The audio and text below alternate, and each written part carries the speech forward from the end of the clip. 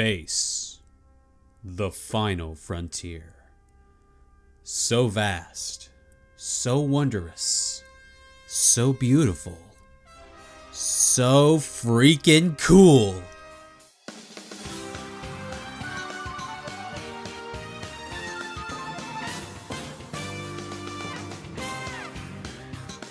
Man, I love a good space story.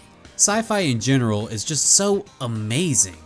Not just in the fascinating settings, but also in its ability to pretty much take any other genre, whether it be books, movies, TV shows, even music, and make it 100 times better by just doing what it's doing, but in space.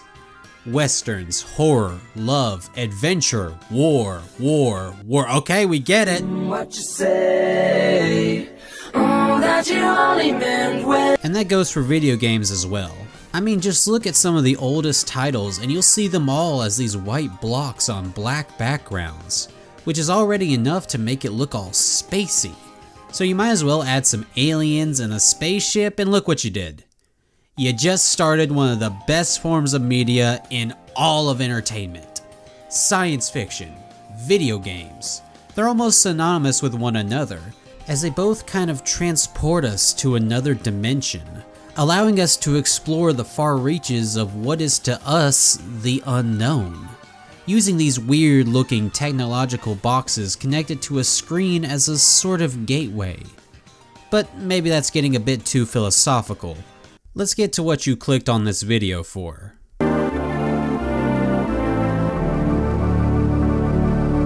Oh yeah, we're doing this. Metroid. A series of games that are some of my favorites. I think my earliest experiences with Metroid were with Smash Bros. Brawl and Some Call Me Johnny's reviews on the series. Watching him pour his heart out about a series he loved really inspired me to get into it the first chance I got. I really had to thank the combo of Brawl and Johnny for getting me into so many series that are now some of my favorites. I literally would have stayed just a Pokemon kid without them, and that would have been a very narrow lens of what gaming can be. Jesus Christ. The original Metroid started development in 1986 after the NES had already launched with plenty of successful titles like Super Mario Bros. And The Legend of Zelda.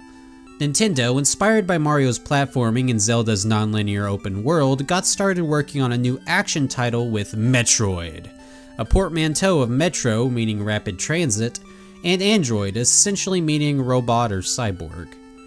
This came from the idea that the players would be playing as a robot kind of character in a fast-paced underground environment. Metroid was developed by two teams, Nintendo R&D1 and Intelligent Systems. Early on it was decided that the game would take inspiration from Ridley Scott's Alien, with the suits used for the film being a huge influence in how the game was designed. And if you ever decided to directly compare the two franchises, you'd see that the devs may have took more than just a little bit of inspiration. Hell, you could probably argue that it's damn near plagiarism with how blatant it is sometimes. Like, seriously, you just changed the name, dude, come on. Either way though, Metroid was released on the Famicom in 1986 in Japan and on the NES everywhere else a year later. Critics gave it a 5-star review almost across the board for its inventive gameplay that was pretty much brand new at the time. And on top of that was its cool space setting and monster designs, its wonderful music and visuals.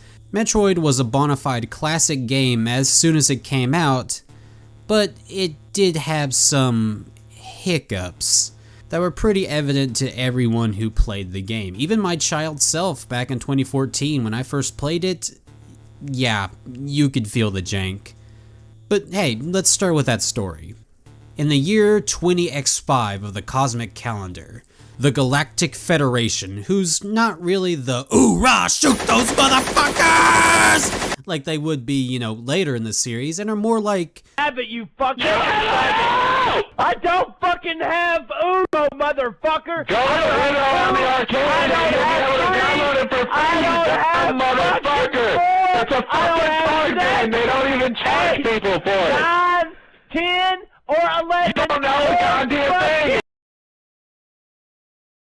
The Galactic Federation is having a problem with space pirates who have recently attacked a research vessel containing a deadly parasitic life form known as a Metroid. the pirates, aided by a biological supercomputer known as Mother Brain, plan on replicating the Metroids to build an army to conquer the galaxy. The Federation has located the pirates' home base on planet Zebes, but they need assistance in penetrating and neutralizing the threat. So, they hire the galaxy's best bounty hunter, who has some history with the planet, Samus Aran, known for his uncanny ability to complete impossible mission with his skills and technology while also being a bit of a ladies' man. Samus is sent to the planet where he must take on the space pirates, including two mini-bosses, Kraid and Ridley, before making it to the brains of the operation, Mother Brain. Most of what I just told you came from the manual for Metroid, as in this game, this little text box is all you get. The manual is available online now in a few different places, and I think it's a neat little read as it has all these fun little illustrations, with Samus done in the cute chibi style kinda being my favorite, though man, you can really see that alien inspiration with the older design of Ridley, yeesh. Speaking of the visuals of this game, they are really nice for the NES. Everything is bright and colorful, all the enemies are all cool alien things. Bosses are all these crazy dinosaur mutants or a cool ass giant supercomputer. I love the look of Samus's badass battle suit with its asymmetrical cannon arm and its sick as hell visor. And the suit even changes colors to help you know which weapon you're currently using. And the different environments, I already said they're colorful, but they're so distinctly alien. With how some of it looks like boiled flesh with the bubbles popping up, ugh. But before I get into my one gripe with this game's visuals, I believe we need to understand something. The way I'm presenting Metroid NES to you, the viewer, is in fact unfair and not at all what the devs intended. You see, I'm showing you Metroid bare ass naked. Just the sprites, no filter, and it's bright and sharp in HD 60. But when the devs were making this game, they were making it with the blurry ass CRT in mind, which would have blurred the pixels into a more smoother image. It's why most re-releases and emulators come with CRT filters and the like, though most people don't tend to use them, myself included. You know, thinking about it right now, maybe Super Metroid would have been the better game to discuss this topic with, since the 16-bit era is more notorious with how its sprites tend to suffer without the certain screen it was intended to be seen through. But again, I just thought it was fair to discuss this aspect of the visuals before critiquing them, and to also let you, the viewer, understand something that's not really all that well known. There is a reason games don't look as good as they did when you were a kid, and it's not nostalgia, it's the screen. But all that being said, this actually doesn't really affect games like the original Metroid all that much, due to the sprites being extremely simplistic even for an 8-bit game. So yeah, that last paragraph definitely should have waited for the Super Metroid video. Pixel smoothing is dog shit. Now my only problem when it comes down to visuals is how many of these areas look the same, which makes one of my biggest gripes with the game a way bigger problem than it really should be. Like I mentioned before, Metroid is an exploration type game, where you explore multiple areas trying to find power-ups and bosses to beat. Now this game isn't exactly huge, but it's got lots of similar looking corridors that really could have used something, anything to help distinguish which part of the map I'm in.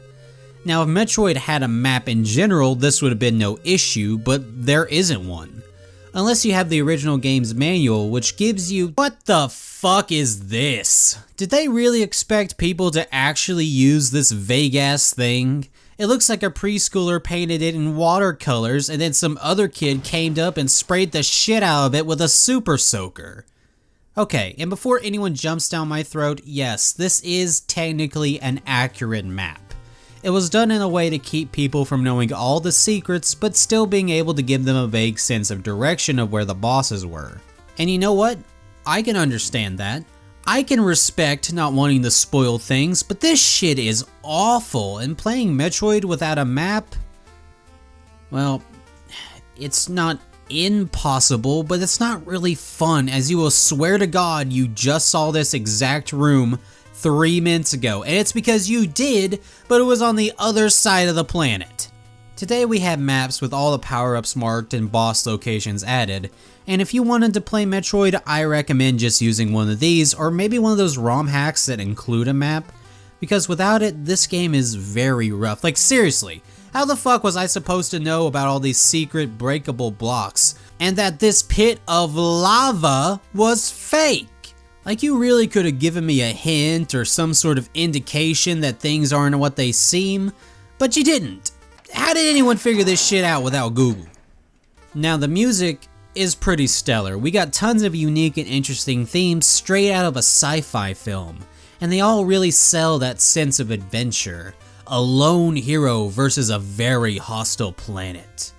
Hirokazu Tanaka, the game's composer, said he wanted the music to make the player feel like they were encountering a living organism. I bet that made more sense in Japanese. But basically, he wanted the world to feel all alien and alive, so he made the music and the sound effects sort of blur into one another. He was trying to keep the sounds from being too melodic like you would find in other games at the time. Funnily enough though, a lot of the sounds would go on to become pretty famous little jingles for the series, which is ironic now knowing that the composer wanted the opposite of hummable music. Too bad for him, because this soundtrack is extremely hummable.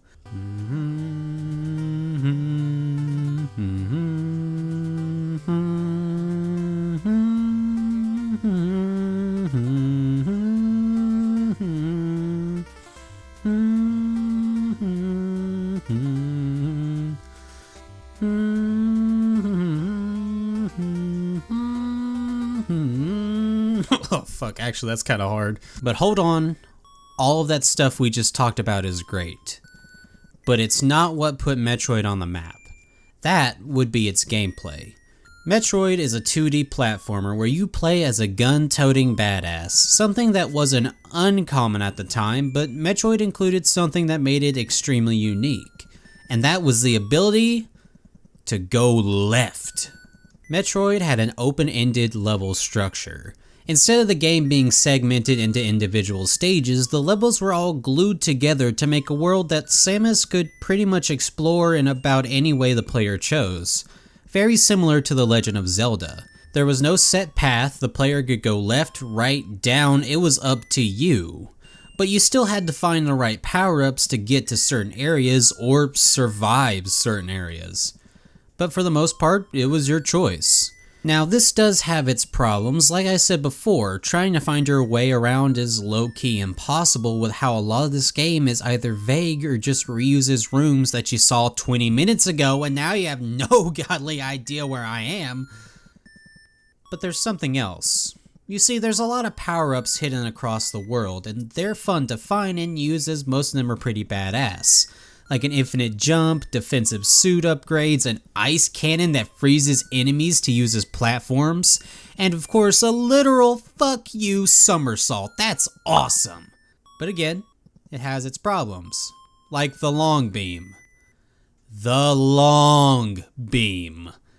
At the start of the game, Samus can barely shoot a foot away from him, which sucks, cause now all the deadly enemies are impossible to kill unless you're up in their faces. I don't know why we need an upgrade to have Samus's cannon actually work like a cannon instead of a pea shooter. But that's not the only problem with beam upgrades. After the long beam, you get the choice of the ice beam, which can freeze enemies in place, allowing Samus to use them as platforms, or in some cases a shield, and the wave beam, which can shoot through objects, which is really cool, but please God don't get the wave beam. The ice beam is literally required to beat the game. Just save yourself the trouble and don't bother with the wave beam. There is a reason there's 2 ice beams in the game and 1 wave beam. So you can switch right back to ice when eventually you get stuck in an area where you need the ice beam. The long beam just stacks on top of your normal beam. These two should have just stacked as well. Samus's movement control is also kind of janky, but that's to be expected of an early NES platformer. I'm not gonna harp on that. But I will absolutely harp on the fact that Samus can only aim in 3 directions, left, right, and up. Which wouldn't be too bad, but your enemies come from all 6 directions, so why? There are other NES games with more aiming options, so I think Samus should have been able to aim. But should she be able to crawl? Another thing is how unfair this game is in general. Like, the enemies can absolutely do dumb shit like hit you through doors where you have no control of Samus's movements.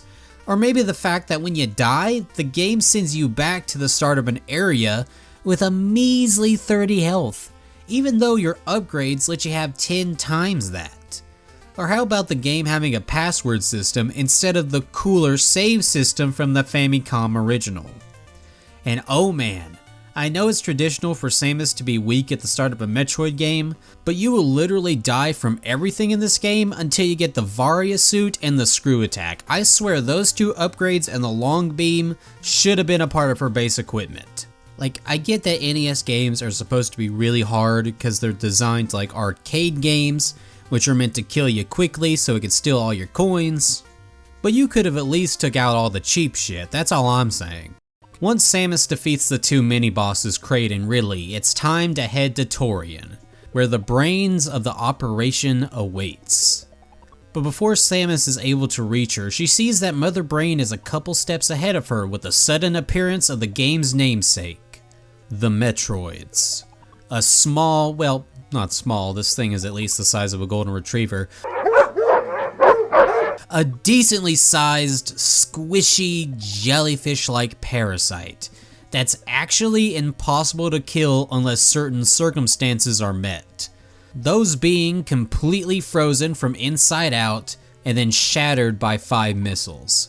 Yeah, these medium-sized bastards are the reason you need to have the ice beam, because you ain't killing them without it.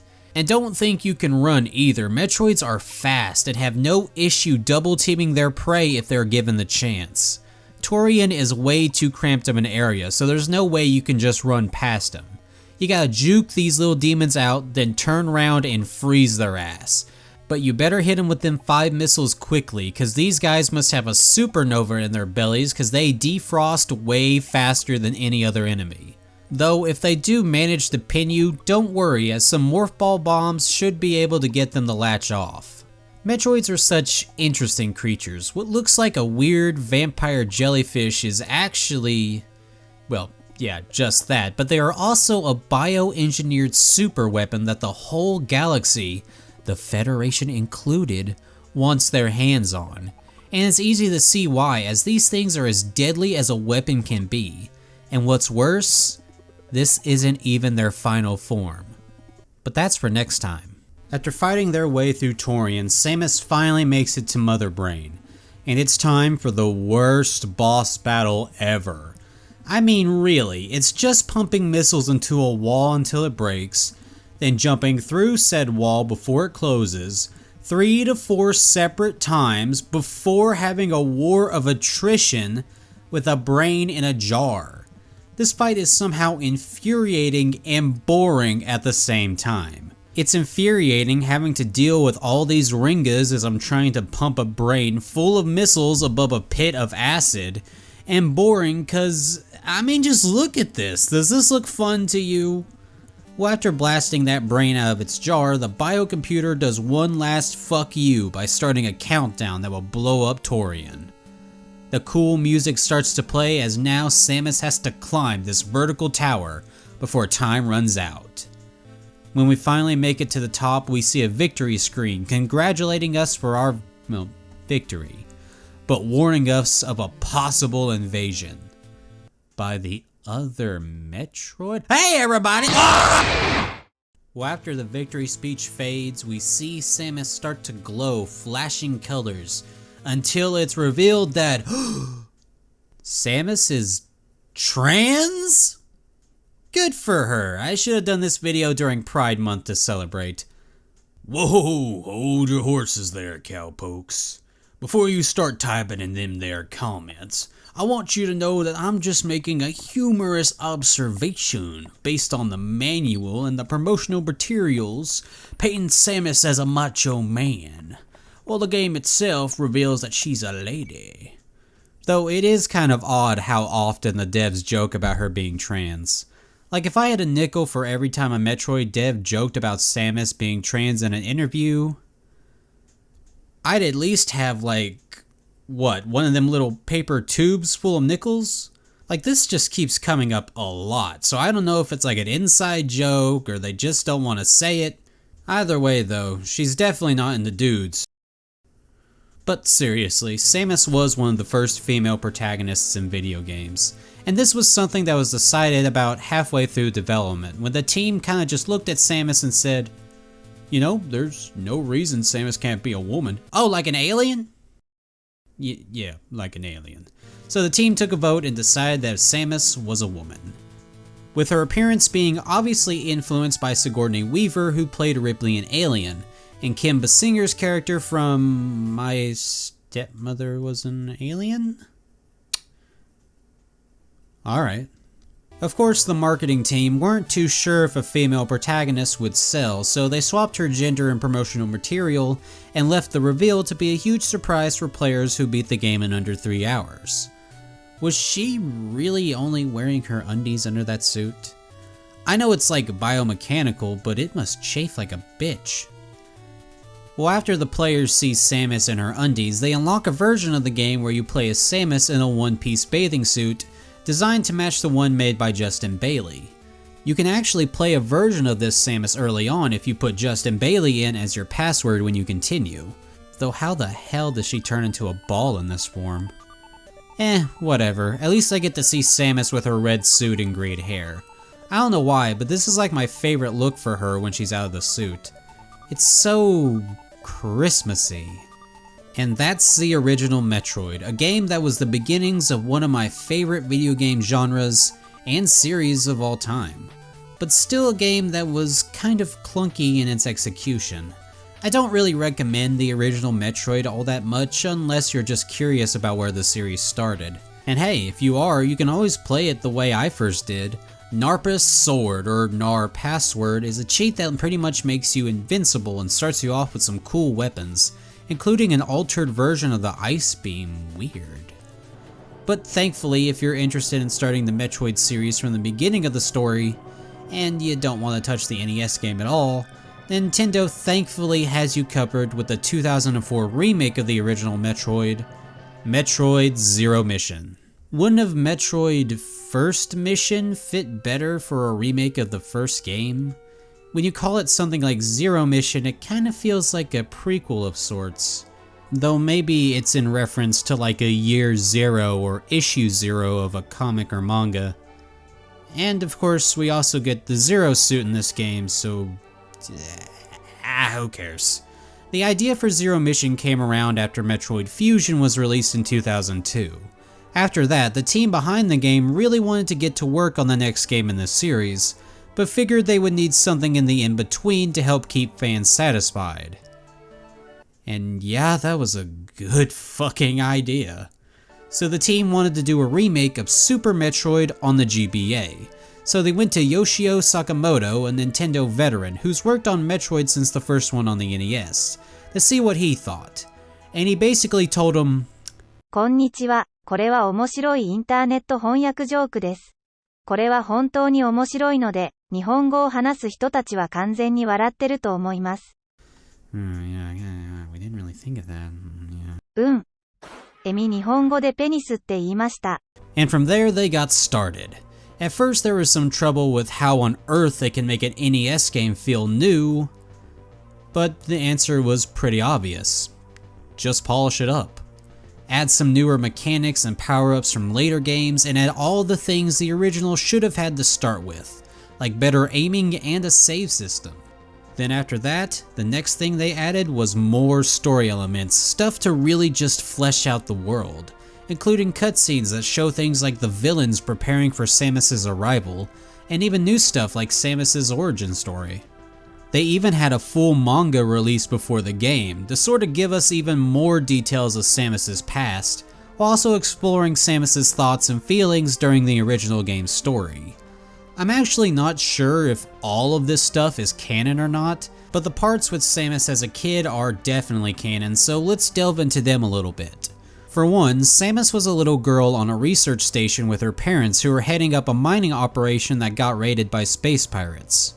After that, Samus was adopted by the Choso, Grey Voice, and Old Bird, and from there she is trained to become a super warrior on the same planet as in the NES original. She even meets Mother Brain before it goes all crazy. It's a good read that goes over a lot of the story elements that the series doesn't really dive into too much, and the art is gorgeous. I love how they draw Ridley in this. It's kind of goofy but super terrifying. I mean, look at this shit. The expressions may make you think that Ridley feels bad about scaring poor baby Samus. And maybe he shouldn't have killed her parents and destroyed their mining facility. And then he lunges at her like, psych bitch, and he tries to eat her. What the fuck? I'm pretty sure I can't just link to the fan translation in the description, at least without getting in trouble. But if you're interested, it's just a single Google search away, so check it out if you want. Back to Zero Mission, there were a few little flashbacks here and there showing baby Samus on Zebes, but otherwise the story is pretty much the same. What's not the same is the new visuals and soundtrack. We're on a 16-bit system now, so we got a lot more pixels and instruments to work with.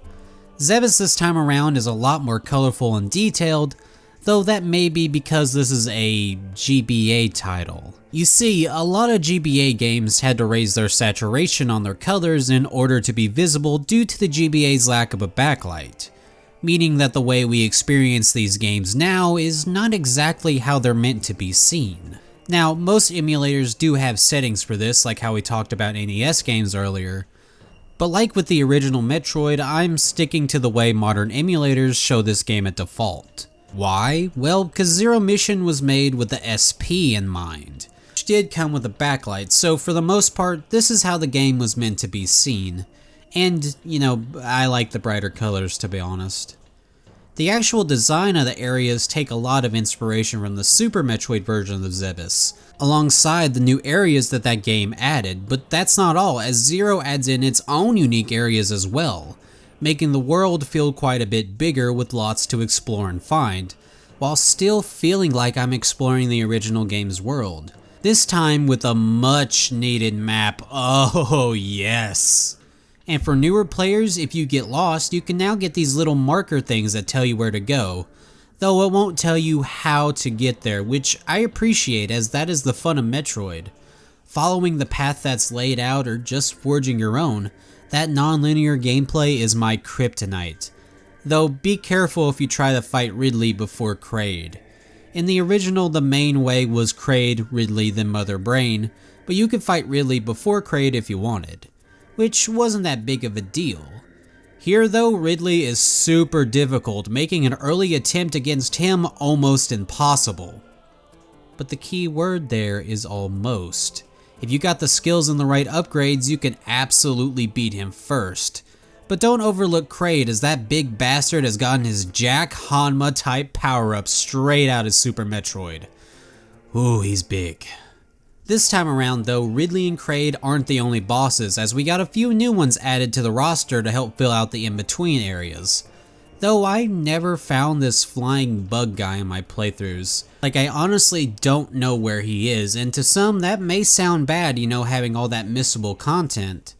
But to a Metroid fan, that is euphoric, cause that means we got a whole nother way of playing this game. And the cherry on top? Oh god. The Ice Beam and Wave Beam stack this time around. I do got one complaint with the gameplay though. The original game felt clunky with its controls, and you know, that's fine, it's on the NES, I get that. But on the GBA? Samus, no offense or anything, but you're way heavier in this game. It's like you got on lead boots or something. And the wall jump, look, I loved Super's wall jump, but it always felt clunky, and this game has the same clunky, but now it's just worse, which, yeah, Super's kind of breaks the game, but it was at least usable, And how dare they show Samus without the suit and her death animation? Like, come on dude, spoilers. Well, after busting her ass through Zebes once again, Samus makes it back to Torian, where we get to see the Metroids in much more gruesome well, not high definition like HD, more like higher definition than before. But still, they go out the same way. However, they are even more deadlier now if you'd believe it. Samus finally makes it to Mother Brain and is the exact same shitty final boss. Right down to the fact that you have to sit there and shoot at— whoa! She attacked!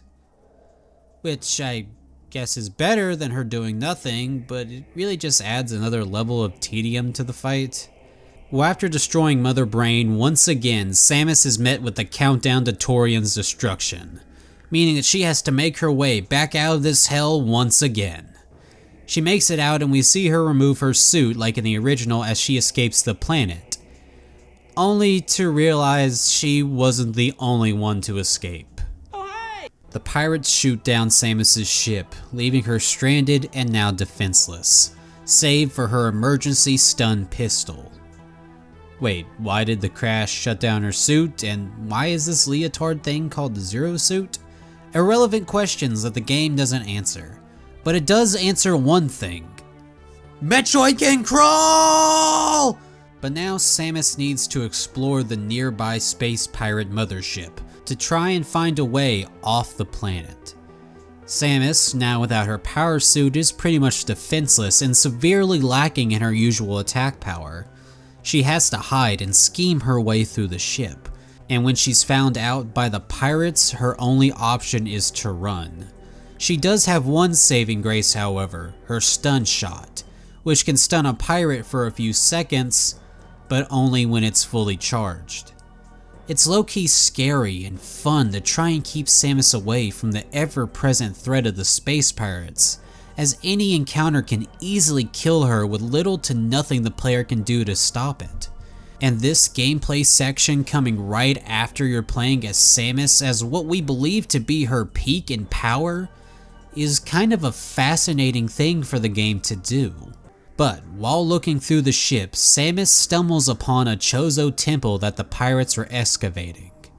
A chamber within the temple tests Samus, and once she passes, she gains back all her abilities plus a few new ones. Throughout the game, there are mysterious items that are incompatible with her suit, but now, having proved her abilities with and without the suit, she's earned the right to use these items, which turn out to be overpowered upgrades to Samus's usual abilities, making her almost invincible compared to what we had played as in the last few sections. And now, it's go time. Oh man, it's so wonderful to see the same pirates that were just a few moments ago hunting Samus like a cat and mouse game, are now running away for their lives or getting obliterated like a cat running from a mouse in crazy mech armor. These bastards even hide in the same spaces Samus did. And after running through the ship like it's nothing, Samus comes across her strongest ability yet. The Power Bomb. Essentially, a miniature nuke. Like the pirates weren't screwed enough. As Samus is searching for a way out, she comes across a dark room with an odd mechanical sound. As the sound gets closer, it's revealed that what's making it is... Why do I feel like this is a sex thing for Ridley? Mecha Ridley! An incomplete robotic duplicate Ridley made to show everyone how strong he is by proxy. Okay, this thing is absolutely a sex thing. I mean, look at Sakamoto's own comments on this thing and what Palutena says about it in Ultimate. Ridley is a kinky pterodactyl. Well, either way, this thing is the true final boss, with a unique gimmick in the fact that it actually gets stronger the more items you collected throughout the game. So if you 100% completed Zero Mission, collecting all the different upgrades, Mecha Ridley would be super powerful to match. And if you didn't, he's a bitch. This fight's honestly not too bad. As long as you're able to hit his weak point consistently, you should be fine. But I swear, one of my biggest pet peeves is when the weak point is at an awkward angle and you can't really aim at it, so you have to do a weird half jump or something similar. I hate that shit and I don't like it here. Though this is a better fight than the Mother Brain one, so I can't complain too much. After beating Ridley's body pillow, it takes a note from Mother Brain and starts a countdown that ends with the destruction of the mothership. Yeah, I hope you don't get too sick of these sequences. After Samus escapes the exploding ship, we get a mission complete message and the credits roll, giving us a few more scenes of the room Samus was tested in, and it reveals that baby Sammy once went to that same room, and while she was there she carved a picture of herself and 2 of her 3 bird daddies, which is kind of cute. I really should have made this video during Pride Month, huh? After that, we get a results screen, which has different artwork depending on how fast you completed the game and how many items you collected. And that's Metroid Zero Mission, a fantastic remake of a pretty, let's say, influential NES game.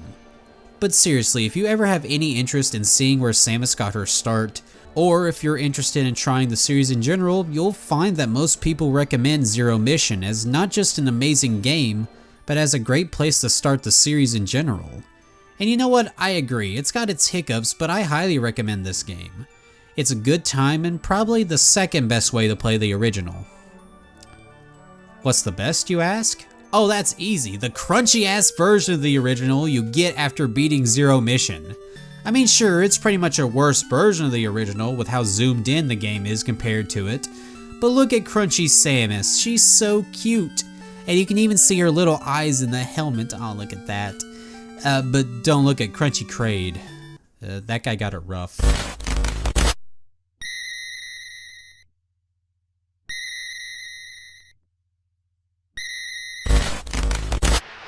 So, a few years after Metroid was released and sold pretty well for Nintendo, Gunpei Yokoi and his team at Nintendo R&D 1 decided to make a sequel that showed us the next steps our favorite bounty hunter would take as a part of her never-ending quest to save the galaxy and slay the Metroid menace.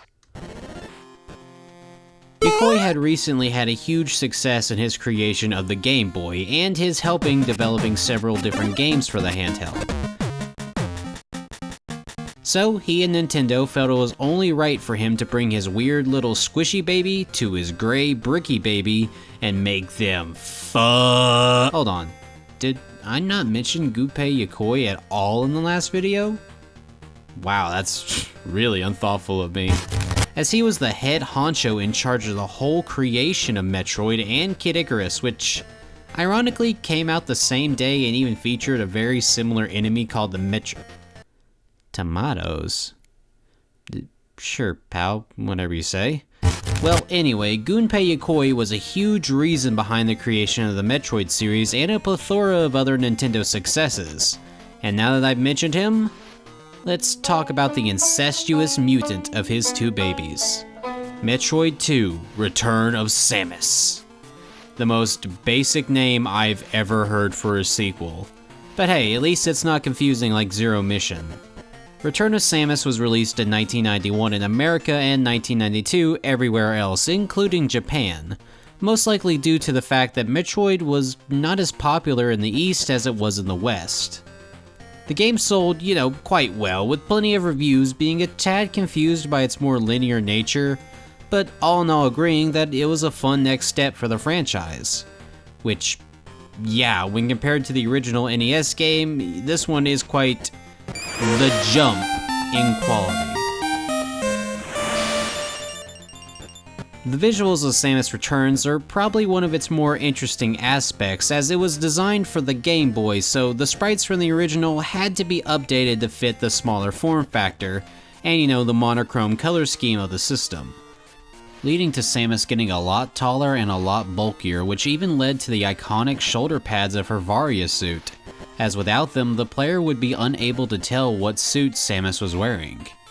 Return of Samus was actually heralded as a bit of an evolution for 8-bit sprites at the time, as it was thought to be able to match those of the NES, which, yeah, I guess it does, but at the same time, I kinda feel like this was more of a marketing point.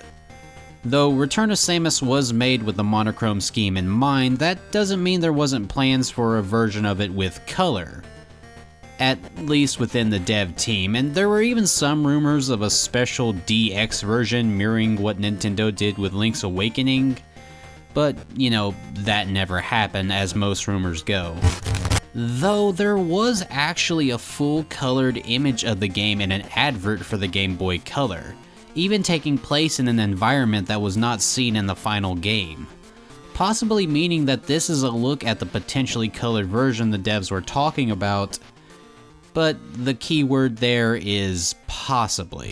Though don't fret to my monochrome hating friends, as the game would get some cool color schemes if you attached it to a Game Boy Color or the Super Game Boy, allowing you to see the beautiful acid of SR388 in like a interesting blue color, puke color, cosmic brownie.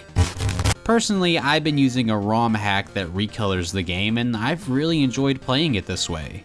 Not to disrespect the monotone or the cosmic brownie look, I respect and love them, but I agree with those potentially real devs that the full color is just kind of how this game's meant to be played. It just looks really nice. And besides, consider this a bit of a stress test for you, the viewer. If you're not into me using a fan-made project for a visual change, then there is a third of this video you're not gonna like. On that note, I could have sworn this ROM hack was called The World something, and I was even gonna make a type transition / joke, but I deleted the original file while cleaning out my PC, and now when I look it up online, it's under EJRTQ colorization, and the credits do match between the two, as the fan devs added theirs to the credits of the original. So this is the right patch. And, you know, also, great job, by the way, guys. I really love your work on this project. I just could have sworn this was called... And even MGBA is kind of backing me up, so I don't know.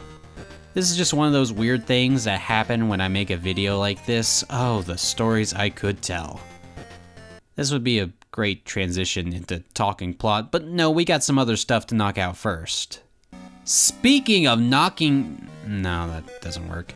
The gameplay is pretty much the same as the original Metroid, but this time it's only like 20% buggy.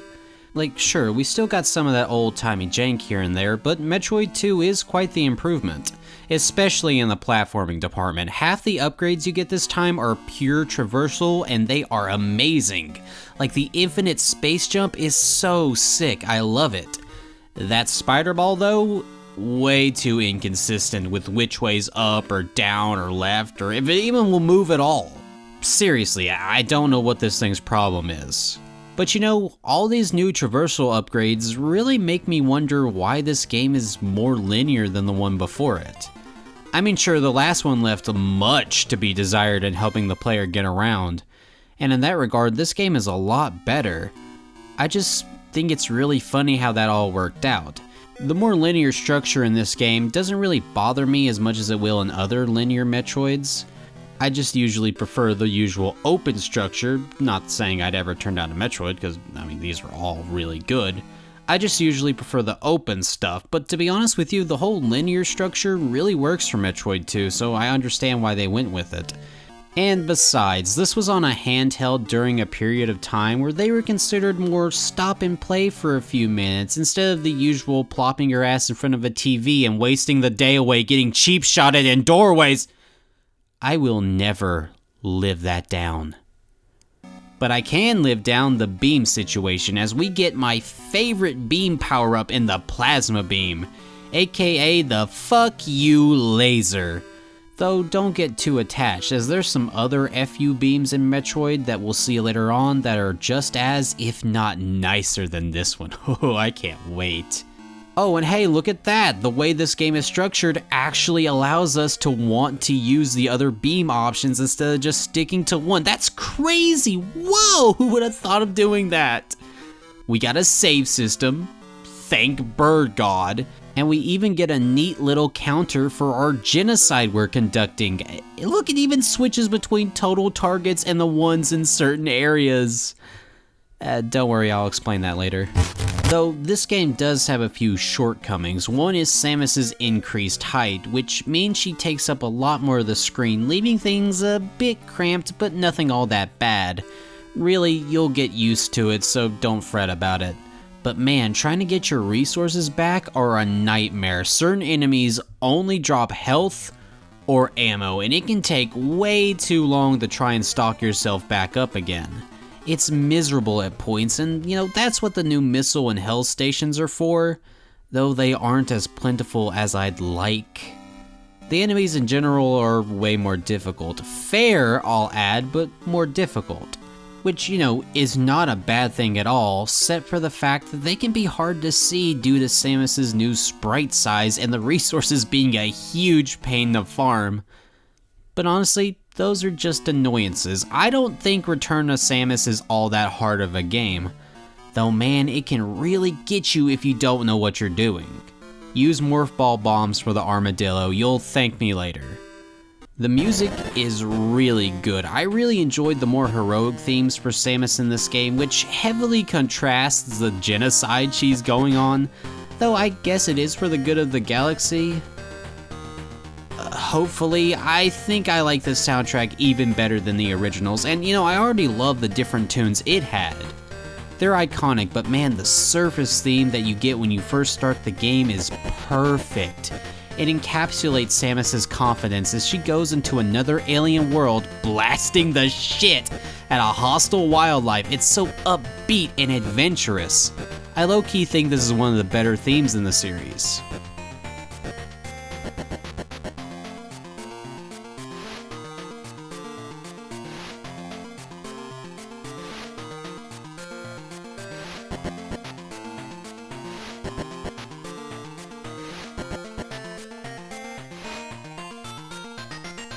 I don't know what it is about the Game Boy, but man, its music is super good for some reason. I know that kind of sounds, you know, dickish, but like, come on, don't tell me you look at this thing and expect crazy good music from it. How many iconic themes have come from this brick? Pokemon and Kirby alone have made the chiptune style legendary.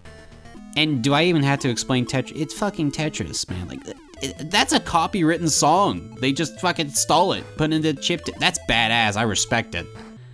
I'm glad that Metroid's music and sound effects sound so crisp, so chunky. I'm not a music guy. I don't really understand how it's made, to be honest. I'm more of a visual guy. I'm a mixed media designer by trade. Stuff that satiates the eyes, I can do. The ears, Also, sorry if my voice is different for this video. It may be a little bit... I'm trying something new, okay? If it doesn't work, let me know in the comments. But anyway, I think that's why I have such a deep respect for all types of music. Game Boy-ass chiptune absolutely included. Is chiptune the right word for this? Oh my god, let's just move on. Our story Wait, should I do a spoiler warning? I mean, the story is more like OG in the manual type thing like the original, but I usually do spoiler warnings. Fuck it, it's fine. Our story begins with the Galactic Federation, taking into account all of the recent incidents involving the Metroids, and have decided to call up a group of soldiers and researchers to mount an operation/extermination of the creature on its homeworld, SR-388. After some time without contact from the first team, the Federation sent one team after another to try and handle the threat, but to no avail. So they decided to do what they should have just done in the first place and called up Samus Aran to handle the extermination, due to her many experiences fighting the parasite. Which, yeah dude, come on, you probably could have saved a lot of lives and a lot of time if you just done that from the start. I know it's kind of embarrassing for our government to keep relying on a bounty hunter to solve all their problems, but come on, you're just gonna call her anyway, just do it off jump. Oh, yeah, you in the back. If this is only the second game, how did Samus have multiple encounters with the Metroids? We only know of the one. Well, that, my extremely nasally friend, is correct. And this has to do with a little thing called a retcon. Spoilers for those not in the know, but Metroids as a species are practically extinct by the end of the original trilogy. But when they wanted to have games after that, they needed a reason for the Metroids to be around. Which is why Metroid 2 is the second game released, but timeline-wise, it's actually like 4th, maybe 5th in placement. You know, depending on which games you do or don't want to count. So I'm adding a bit of retroactive plot elements into the story here, cause we'll have to go over them later in the video anyway. Samus lands on the planet and starts her extermination. Her sensors pick up around 40 Metroids on the planet, which, you know, sounds low, you know, cause it is, but, you know, fuck it, easy money she thinks as she heads into the planet. As she reaches her first Metroid, she witnesses it acting strange before it morphs into a new form. An Alpha Metroid. You see, Metroids as we know them are actually only the larval stage. They have a whole life cycle of fucked up monsters to go through. Though ironically, with each stage they get a little bit less, I don't know, expensive to take down, as now they can be killed by just pumping them full of missiles as long as you're hitting the squishy parts. After Alphas, we got Gamma Metroids, which gain electrical powers, Zeta Metroids, which are more aggressive and gain fire and acid powers, and are strangely familiar looking. Then the Omega Metroids, who are these crazy, tough to beat kaijus that are only weak from a missile straight to the front or extra weak if you hit it from the back. But again, they look strangely familiar. As Samus defeats these beasts, the acid level of the planet that she's on, which was halting her progression, starts to change with each group she wipes out. Not really sure why that happens, but it's probably got to do with the multiple Choso ruins Samus discovers, leading her to the realization that this was actually the bird people's homeworld. She even finds a Choso weapon factory that's full of hold on, did the Choso make the Metroids? Anyway, there is one Metroid left and Samus is confident. Until the counter changes and goes back up from 1 to around 7. How did that happen? Well, as Samus heads deep into the Metroid's nest that's interestingly deprived of enemies, which is a cool storytelling detail as one would assume Metroids would devour anything that got this close to them. Speaking of, she discovers newly hatched larvae Metroid who are just as dangerous as last time, but they have the same weakness with the ice beam that you can luckily get nearby, so go ahead and freeze those jelly bitches. Samus then travels through the nest, coming upon a weird egg that she's not able to reach yet, so she just moves along and eventually makes it to the monstrous Metroid Queen, who has a cool design and can be really tough, but if you stun her and Morph Ball bomb her stomach, you can blow up her guts for extra Pause. This is just Alien 2. What Alien 2, where Ripley goes into the alien homeworld and faces different types of aliens, concluding with her fighting the Queen Alien? She even saves a child, just like with new— Spoilers! Dude, come on, we've not got to that part yet. After slaying the Queen, Samus happens upon the egg again, and that hatches into a baby Metroid, who for some reason imprints on Samus as its mother. You'd think Samus would go ahead and just put the thing down, but no, she decides to take it with her. Which, you know, spoilers, was a poor decision, but I can see why she'd do it. Not only is the little bastard cute, but, you know, maybe researching this thing could lead to breakthroughs in terms of medicine, and it is able to eat the rocks that Samus can't blast through. So yeah, might as well save it. Though I do think this goes deeper than that. Samus and the baby make it to Samus' ship and they blast off to the stars, giving us the mission complete message. Metroid 2's story is like the original. It's pretty bare, but it's probably the most important one in the franchise, with its many revelations on certain plot points and new ones that will be carried on to future titles. I think the original Metroid 2 is a great game. It can be a little bit jank, but in terms of Game Boy games, I think it's aged surprisingly well.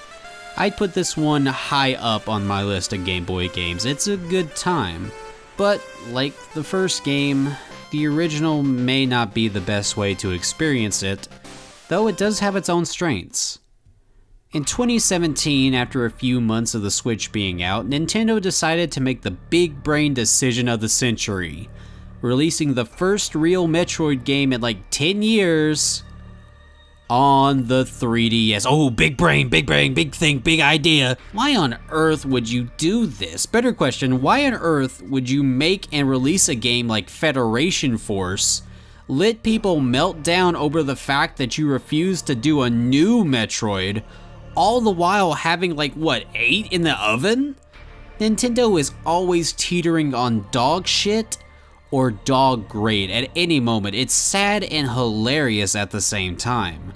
Not to date this video, but this has just happened with Mario fans who were starved around the release of the movie, but now they have like 9 games coming out. Why make people wait so long? I forgot this movie came out this year. That's how long it's been. Metroid Samus Returns. Yeah, they cut the 2 and a word out of the title, which will probably make this a bit confusing to talk about. So from now on, the original is Metroid 2 and the remake is Samus Returns. Samus Returns is a remake of the original Metroid 2 developed by Mercury Steam and was released in 2017. The development of this game actually started when Mercury Steam approached Nintendo, wanting to do a remake of another Metroid game with fusion. But you know, second verse same as the first. 女性器。 Why? ねえ、私が抽象の束を言ったら、それは面白くないですか? Fine, but we're gonna be putting plot elements from later titles and hints to other Metroids in development. もし私がこのウェブサイトでやったら、きっと伝わらないでし。 Story-wise, we get a few additions, such as a recap of the happenings of the original Metroid and some more of the Federation's thought process behind the extermination of the Metroids, along with some cool Choso architecture and machinery just showing us more of their culture, including how the whole acid system works, alongside some cool memories you can view showing more of their research and culture. Wait, what the fuck is that? And we even get to see them meeting another group of Choso for the first time. Ow! Fuck! I had headphones in, asshole!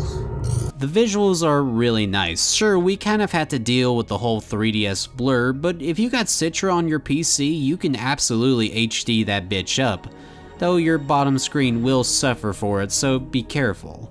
I like all the new color schemes and architecture added to the game. It's all so detailed and colorful. And Samus looks phenomenal. This is probably my favorite incarnation of the gravity suit. It just looks so pristine. But don't overlook those backdrops. There are so many incredible details in there. And they even include Easter eggs and hints to upcoming boss fights. That's so cool. If we're being, completely honest, I've always had a bit of a... How do I say this? I've always been skeptical of the newer 3D look for modern 2D Metroid. I don't know, just something about it's just never felt the same to me. But that was until I started playing this game and Dread, which have both proved to me otherwise. These games are gorgeous. I love how they look. And I understand that to do what they wanted to do with the atmosphere and the style, they had to be in 3D, and you know what? Good on Mercury Steam. This is their franchise now. Well, not franchise, the 2D stuff's their thing now, so just let them do their own style. Oh, and the enemies this time around, they look all strange and grotesque. You'll sadly be seeing them a little too much due to the limited enemy variety, but hey, they are cool looking, and if you're living on a planet filled to the, well, not brim, there's only like 40, but a planet with a bunch of Metroids, you're gonna look fucked up, so I like them. And it also fits with how hostile these assholes are. Samus literally has to swat them away. This new move is actually a new one to Samus's arsenal, called the Bitch Slap, the Counter, which she can use to stun enemies when they try to make unsolicited moves on her. Ow, bitch. Get me the long plasma rod, please! The counter as a technique, is interesting. I like its use in boss battles, but on the usual room-to-room adventure, it just kind of slows down the gameplay a lot, which... that's like the last thing I want in Metroid. Samus can also now aim her cannon in all directions with free aim, which also slows down Samus a bit since you have to stop to do it. but like it's not as big a deal as the counter. I'm glad we finally got this in a game after like, what, 20 something years? Though I don't like the beam switching being on the touchscreen. I get why it's this way. You're trying to make the beams more utility rather than like a straight upgrade, but I don't know, this really turns my fingers into pretzels sometimes. But hey, we got a working spider ball, so hell yeah. The new Aeon abilities are cool, you know, I like them. They mostly serve to replace the scan visor or shine spark, but the shield and rapid fire were really fun to use in boss fights, especially with how dangerous the new versions of the Metroids are in this game. They're all really fun fights, and they even get these in-between mutant forms to really mix things up. I just wish they didn't mix things up by running away, cowards! That shit got old fast. Here we are having a dope as hell fight, and now I have to run after you like through 3 different rooms? I can see your balls, bro. I know you ain't lost them. Those kaiju fights with the final 2 forms and the queen were so just perfect, especially when you get to nuke her insides this time around. Pause. Rewind that shit. What the fuck is that? The Diggernaut, a brand new boss fight death rays piece of shit that repays you freeing him with his unyielding furious promise to wreck your shit. It is one hell of a boss fight. I loved it. Didn't care for the chase sequence, but the fight fucks, bro. I like the moment the Metroid counter shoots back up and Samus has a panic attack. Like, yeah, who wouldn't right now? And I also like how she's just going to blast the baby Metroid out of the air off jump because, yeah, kind of would go against the job if you left it alive. But then she hesitates, and we go into a first-person view for the only time in the game, where we watch Samus just stare at it for a minute, before sparing the creature. Why? I don't think we've ever got an official answer for this, but I think it's because on some level, Samus feels sorry for it. This helpless, harmless child is just trying to befriend the dangerous creature that just wiped out its own family. Come on, that's gotta remind you of someone. I genuinely think that Samus spares the baby Metroid because in this moment, she sees her child's self in its, well, not eyes, but in its protoplasm. Ridley did the exact same shit to her, effectively scarring Samus for decades to come. I think in this moment, she realizes that, and takes pity on the creature. Then, like the Choso before her, takes responsibility to find a new home for this child, so it may grow big and strong and maybe even save the galaxy one day. Again, probably not the official reason, but I don't know, man, I like it. Then, like in the original, Samus and the baby head up to the surface of the planet, on their merry way to start the next mission in saving the galaxy. Yarg! Did somebody say Ridley? Oh, god damn it. You really thought you could have a game without me in it? Yarg, I'm your rival, sis. I'm the worst nightmare made manifest. I'm the purple space pterodactyl of Yeah, how do you like that, you sentient dildo? Huh. I don't think I've ever seen this happen from the outside before. It's terrifying. Fuck him up, Junior, you're making your mommy proud! Yep, everybody's favorite Pyrodactyl is here to steal the show and the baby. Putting him here actually, makes a lot of sense, as I totally buy that he would come running to SR388 once he got word of what Samus is doing, which I'd assume would be pretty huge news in the galaxy, and it works really well with what happens in the beginning of the next game. Oh, and I love that he's technically Meta Ridley here, since this game does take place after Prime that put him in that form after Samus blew him up in the original. Though now I'm wondering what new Ridley fight we'll get in a Super Remake. I don't know, guess we gotta get one of those first. We'll discuss that next time. For now, let's talk about the fight itself. God damn, this is the best Ridley fight in the whole series. It's an awesome 2v1 with Samus and the baby bleeding the bastard dry, and having a cool sky battle in the air. The music is popping, the action is hitting, the baby is sucking. Pause! I love this fight, it's amazing. Well, after Ridley's supposed death, Samus and Jr. fly off, ending the mission. After the credits, we see Ridley's cybernetic parts minus the pterodactyl, meaning he's finally done healing back to his natural self for Super Metroid. Though, seriously, how does that healing factor work? We then end on a normal, everyday enemy just hopping around before getting massacred by a strange blob and some rubble, with a mutated version popping out, signaling things to come.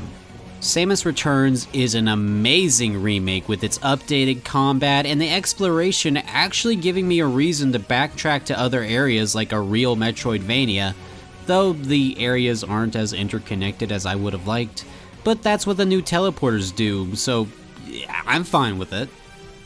Nice looking visuals, the music and sound effects are awesome.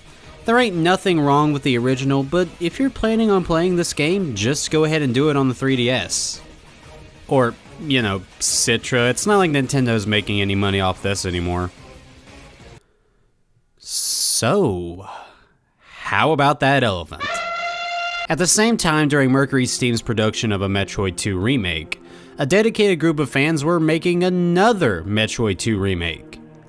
Literally, AM2R, another Metroid 2 remake. Apparently there's a whole fucking flock of these somewhere. So, the story behind this starts with someone named Milton Gosti, also known under their pseudonym Dr. M64. Gosti was apparently playing some Metroid 2, and while playing, he found himself wondering what the game would look like with Fusion's tighter controls and Super Metroid's more foreboding atmosphere. Gosti wasn't really a game maker at the time, but with a lot of trial and error, he was able to make his little daydream come true, with the first demo being released in 2011, and the full game releasing sometime in 2016. Yeah, this was like a 10-year project for Gosti, who was more than happy to spend his time creating the game, which the Metroid fanbase after 20 years of nothing were even happier to play. But the happiest of them all was Nintendo when they struck that shit down immediately after release. Like, this was a 10-year project and you wait till the finish line? Some serious hater shit at this company, I swear. And nobody was happy about this when it happened, because again, this was all there was at the time. Federation Force is a game I'm sure is really good, but Nintendo really be hurting themselves sometimes for like no reason. But hey, don't feel bad for Gosti, as he went on to be a level designer for the Ori series, which is really cool, and is now reportedly working on his new game in Unity. Oh, fuck. But anyway, AM2R is basically what if Nintendo did a zero mission styled remake instead of a reimagining like Return of Samus. The controls are super tight and responsive. Seriously, I love how this game feels. May genuinely be my favorite control scheme in the series. The morph ball is on a trigger that I can press at any time just to transform into it, and that's just so fucking cool. It fucks my muscle memory really bad whenever I go play other Metroids, but oh my god, this is my favorite feature added to any Metroid. I need this in an official title. Oh, and the spider ball works, so hell yeah! I don't know what's up with the Game Boy, but everyone else can do it. The game doesn't feature Ridley or a Diggernaut parallel, but it does come equipped with its own new bosses, including some that make a lot of sense canon-wise for being here. And some are just these new, cool, crazy add-ons like a wild war machine, or a flying Choso statue, and a fucking Megazord that you have to beat while running away from a nuclear explosion. God, that was awesome to read.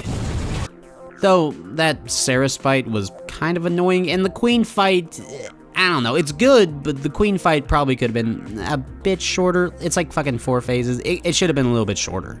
This game's got a randomizer mode, tons of cool visual options, including a Game Boy and Virtual Boy mode, which is fucking, ow, it hurts, but I love it. and even some cute extras like including an early baby Metroid, which helps with 100% runs because these games expect you to find the baby, then backtrack across the whole planet, which is stupid. We got some cool new mini games and puzzles that I really liked. And we got a few new story elements, including these cool logs that detail all the information you could ever want to know about SR388. Plus, we even got a final message created by the Choso alongside this game's version of a Super Metroid tie-in, which is, cool. AM2R is an amazing game. A lot of fans claim that this one is the best one, and I don't think that's true, but damn is it good. I love AM2R. This shit right here was like a gallon of spring water that quenched the drought the fan base was facing at the time. And you can tell that this whole game was made with a passionate fan behind it. All the cool throwbacks, fucking inspired set pieces. We even get to see the Federation troops try to fight a Metroid.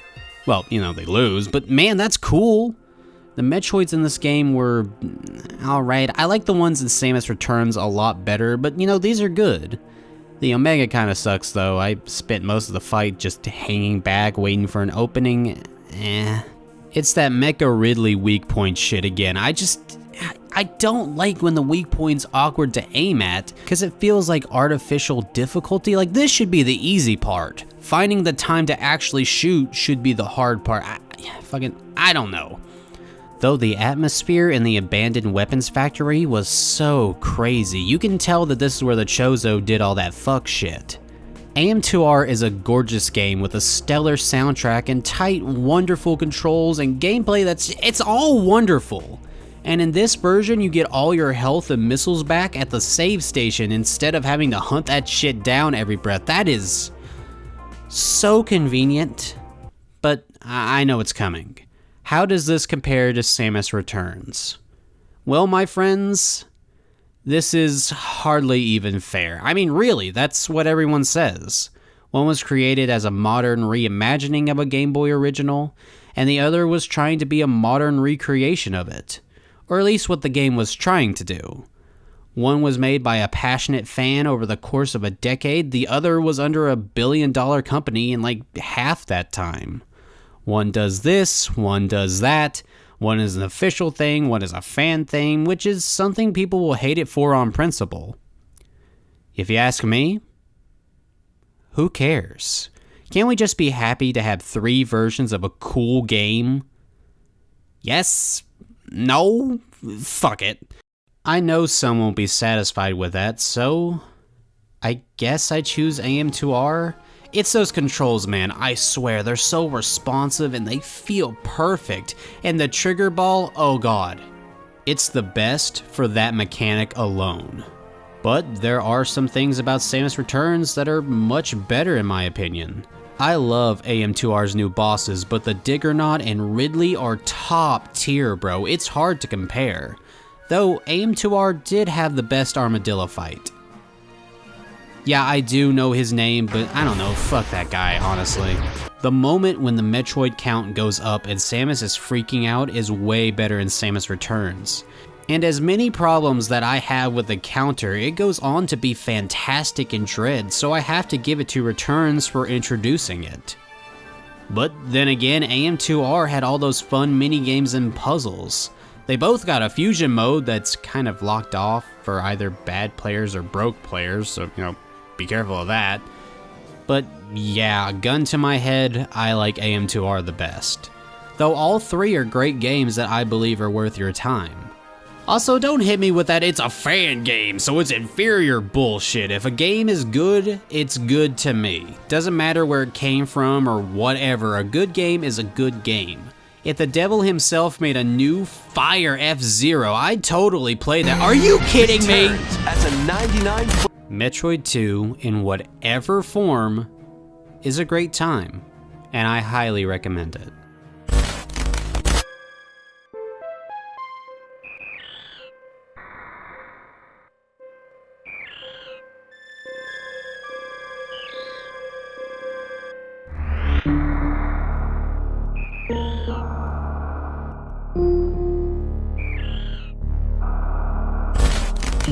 10 years after the original Metroid hit shelves and practically invented a genre, and like 4 years since Metroid 2 took that formula and experimented with it further, it left fans wondering, where the is a new game? Well, according to Yoshio Sakamoto, they wanted to wait until a true action game was needed, and also for a console to really set the stage for Samus's grand return. And apparently the SNES was the perfect console for this. Well, kinda. There are a few conflicting reports about how this game got its start.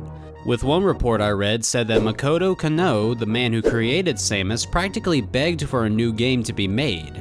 Either way though, the development had a bit of a learning period at first since the team didn't have any experience with the SNES's infrastructure, especially with how it was so different from the NES's.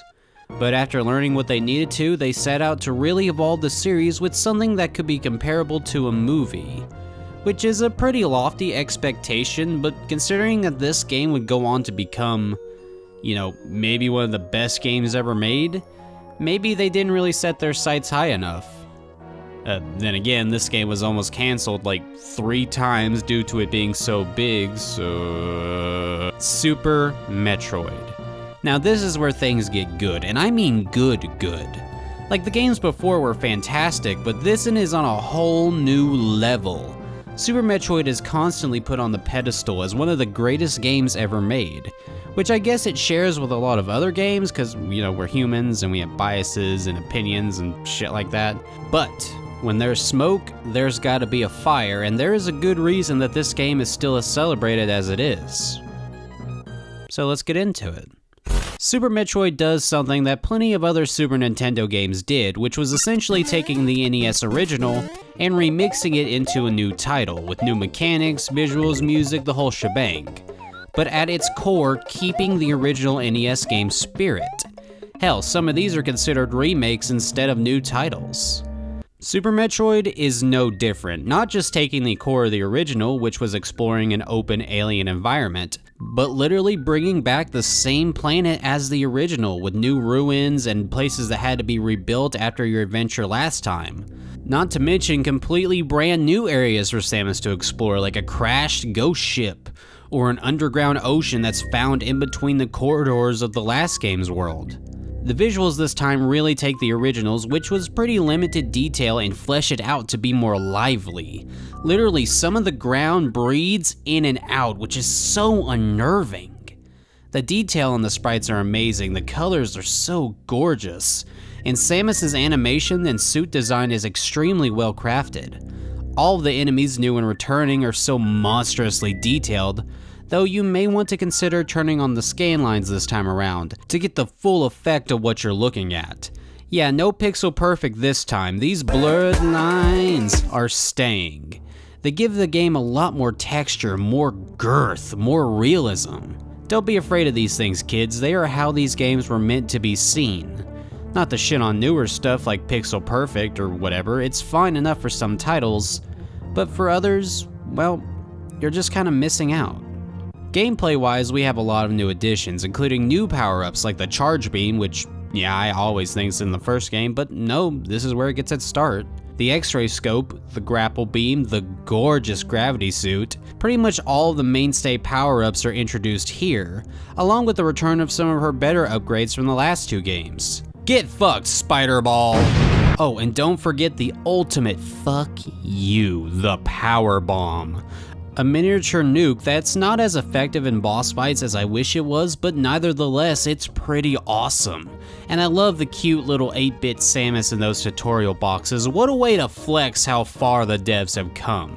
There's also a bunch of unrequired power-ups as well, which can give you some more replay value, plus you can turn off and on certain power-ups in the menu, in cases where you would want to play a Varia suit only run, or maybe try out some of the strange power bomb combos, which I had no idea were in this game till like my 6th playthrough, because why the hell would I turn off all but like 2 beams and then use a power bomb? But then again, I'm not really missing much. These are cool, they're just not really useful outside of the ice one for like that one section. But hey, I admire the experimentation and the player choice. And you know, that's what Super is really known for. It's a very open-ended game where you, the player, can break it into hundreds of thousands of different ways to get to places earlier or skip whole sections entirely. It's what's led it to be so popular for speedruns. There is a new method to beating this game discovered every other month, and that's crazy since this game's been played for almost 30 years now. That is so, like, the fuck? I think Jeremy Parrish of US Gamer said it best. Super Metroid is a game that you can return to time and again and always come away with some fresh insight or observation. I've played this game over a dozen times and I always find something new to marvel at. Whether it's this little turtle family in Meridia, the way Crocomyre's air bubbles follow you to where a skeleton is gonna pop out after his fight, or whoever this corpse is right before like, who is this guy? We'll probably never know, but you know what, man? You look cool. I like his armor. He's pretty nice.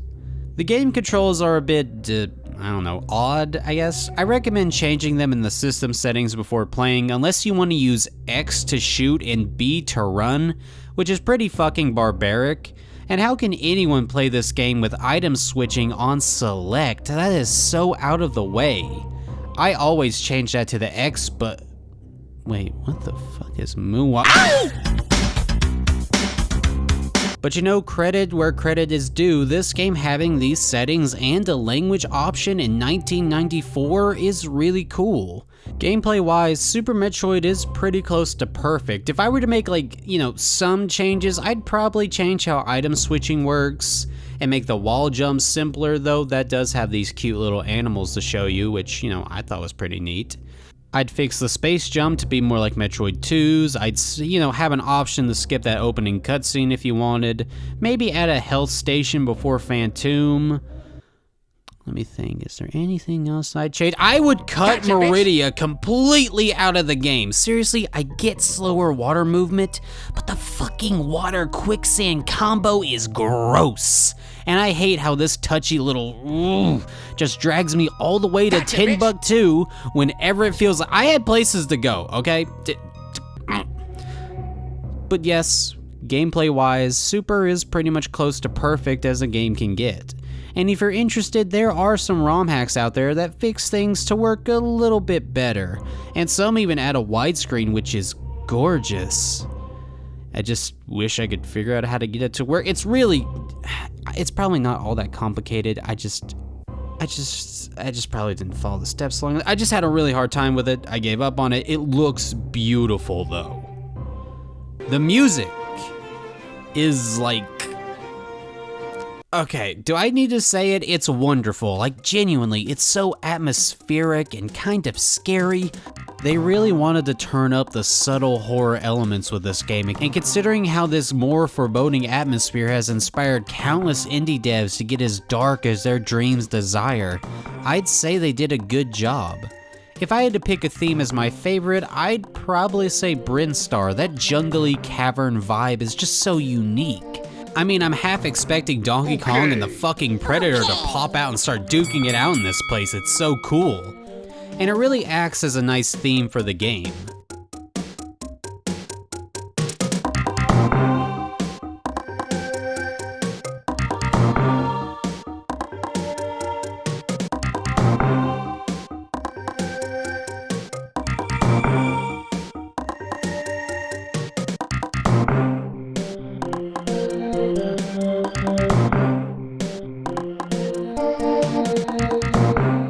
Another one I really appreciated was the fact that Metroid 2's opening theme plays at the end of the credits, which really ties this game in more with that story as opposed to the original. Which, you know, duh, of course Metroid 3 would take more from Metroid 2 in a story sense, but I don't know, I appreciate it. And with that, it's time for story.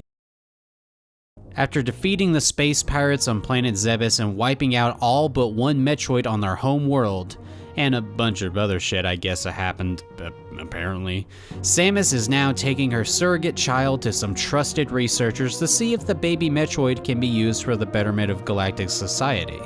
After making sure everything is all good and her baby is nice and comfy, she decides to go get the milk for a while and let the nerds do their work. Samus is in her ship looking up her next bounty and everything is chill, there's nothing bad going on. She turns the corner onto her next adventure and... Oh god damn it! A distress call is sent from the station. She was gone for like 2 seconds and everything went to shit.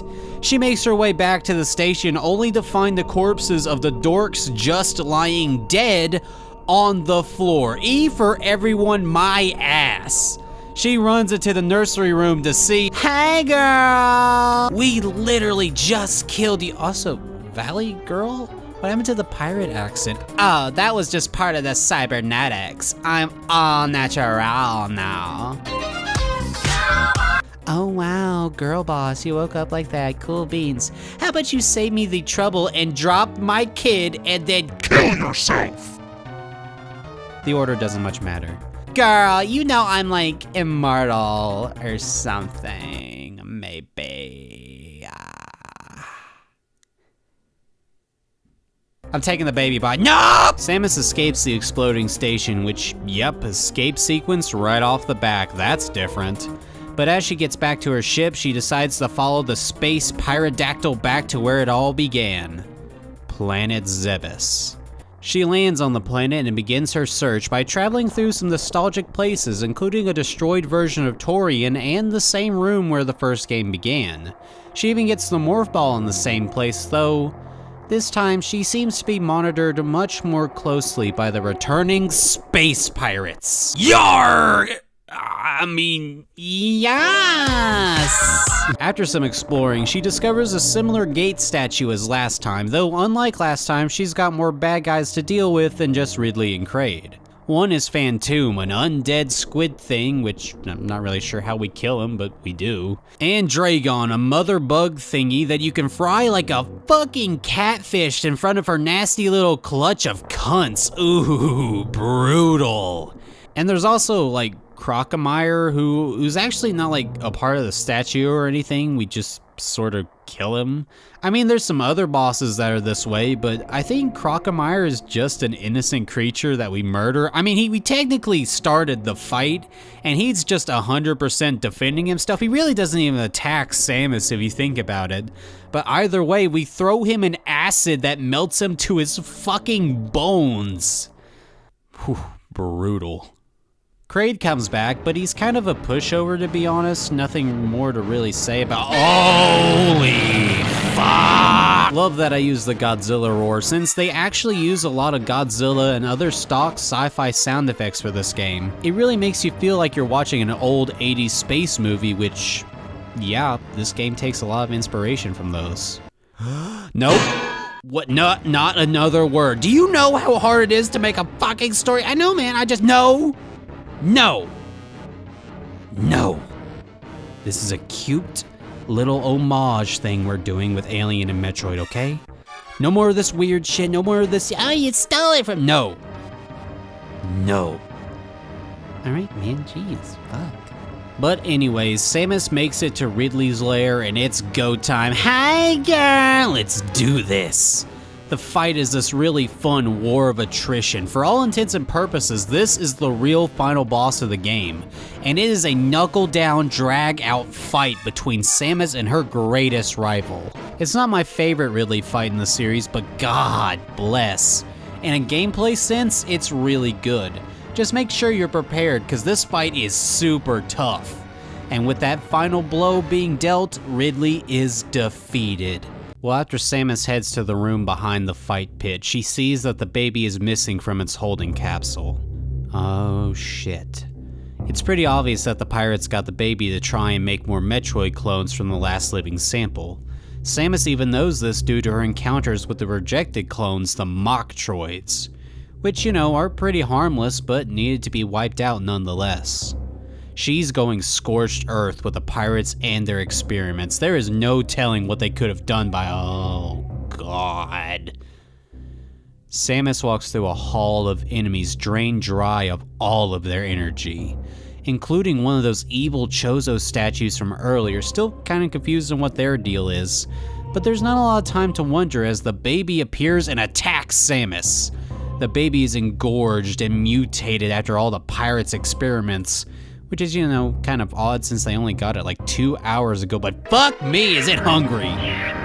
Going as far to chow down on its own mother without realizing. Till it hears the beep of Samus's low health alarm, snapping it out of its frenzy. The baby, now ashamed of what it's done, runs away, with Samus helpless to go after it. Though she is relieved to see that the baby is okay, but she doesn't have a lot of time to try and figure out how to help it, as she's now within the bowels of a brand new Torian, made complete with the successful Metroid clones.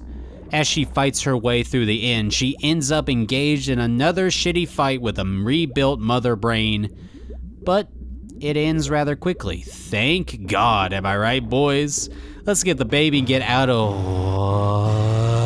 Mother Brain reveals her trump card, a giant kaiju mecha body which is invincible to all of Samus's equipment. She beats Samus down to her last breath and charges one more beam to completely decimate Samus. But there's one thing she didn't consider. That little beeping noise. Holy God, the baby with the save! I made the joke last time, not even thinking about how they do the exact same thing here in the climax of Super. The pirates have been playing with fire for too long without getting burned, and here is the fucking inferno. After the baby deals with Mother Brain, it starts to transfer its energy to its dying mother, hoping to save off her demise. But unbeknownst to the baby, Mother Brain had a backup generator that just kicked on, bringing the demon back to life. After making sure that Samus is okay, the baby makes a Hail Mary play at Mother Brain, only to be shot down, dissipating its body onto Samus's. They say in nature that there is a universal rule, from the tiniest of species to the largest. Whatever you do, don't fuck with a mother's baby. Samus, using the baby's latent power, develops the Hyper Beam, a rainbow-colored fuck you to Mother Brain that she is hopelessly unprepared to deal with. I really should have done these videos during Pride Month. Well, after eliminating her enemy, the whole of Torian begins to self-destruct. But this time, it's not just the base, it's the whole planet about to explode. Samus massacres the last few pirates as she makes a mad dash out of the planet, only stopping to save the tutorial animals from earlier.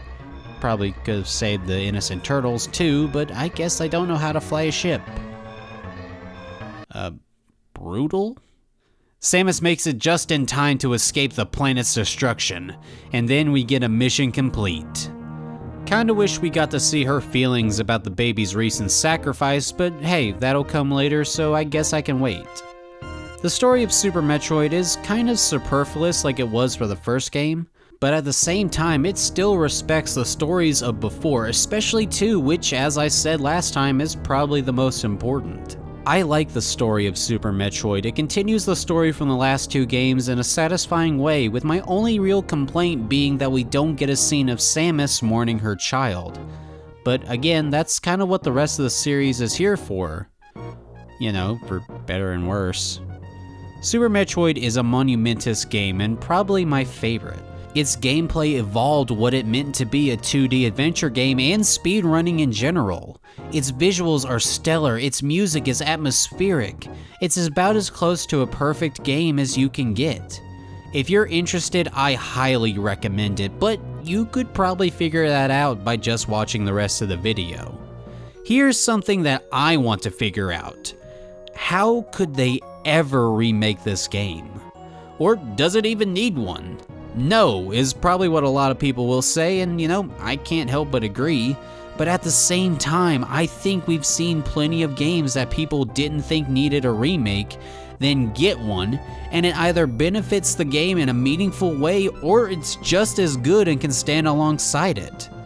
I think the latter would be good for Super. Either do a remaster with HD 2D visuals, or maybe do Dread's visual style instead.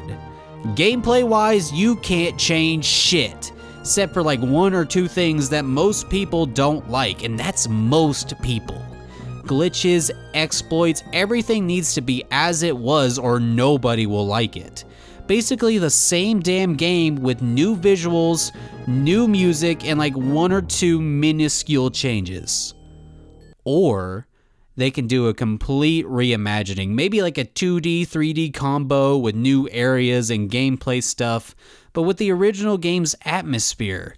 Or maybe do it like a third or first person shooter. Could you imagine Kraid in a first person perspective? Oh my god. That would literally be the coolest thing ever. Either way though, they have to have that prerequisite bonus fight with Ridley. Okay, I'm about to get a little crazy, but stick with me here. I'm thinking that after you defeat him the first time, instead of exploding, he falls into the magma with one bony arm reaching out, sort of like with what happened with Crocomire, including having Samus walk away in victory. But unlike Crocomire, when the skeleton pops up, it's still alive, catching Samus by surprise. We can call him like Dry Ridley or something, with him being a fusion of Ridley and Phantom, who possessed Ridley in the final moments of his life. Or, you know, we could do another robot. I mean, I wouldn't put it past Ridley to have another one of those things made in his image. He's got a fucking statue of himself with a health pack right under it, making it so that Samus had to see it. What a vain little shit. Boo, biatch.